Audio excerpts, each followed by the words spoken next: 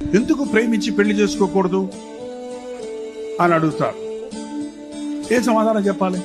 చాలా మంది నాకు చెప్పేది ఏంటంటే, నేను ఒక అబ్బాయిని ప్రేమించాను, నన్ను మోసం చేశాడు.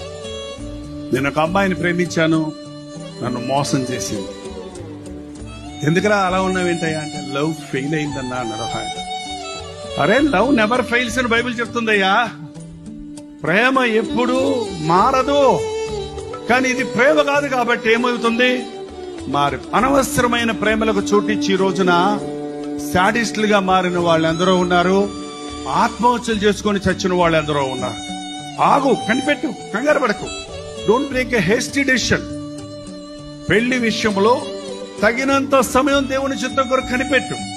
నేను చెప్పిందంతా చేస్తుంది, నా భర్త చేస్తాడు, లేక నా భార్య చేస్తాడు, జీవితకాలం అంతా మాకిద్దరికి తిరుగులేదు అనుకోవడం అజ్ఞానం. నా భార్య కొరకు నేను వదిలిపెట్టాలి కొన్ని, నా భర్త కొరకు నేను వదిలిపెట్టాలి కొన్ని. నా భర్తను నేను క్షమించాలి, నా భార్యను నేను క్షమించాలి. ఒకరినొకరు మేము సహించుకోవాలి, ఒకరినొకరు ఓర్చుకోవాలి, ఒకరినొకరు ప్రేమించుకోవాలి, ఒకరి కొరకు ఒకరు బ్రతకాలి అని నిర్ణయం తీసుకున్నప్పుడే నీ పెళ్లి ప్రేమ పెళ్ళైనా అరేంజ్డ్ మ్యారేజ్ అయినా అది దీవెనతో కంటిన్యూ అవుతుంది. అది లేకపోతే పెళ్లి సఫలత అవ్వదు.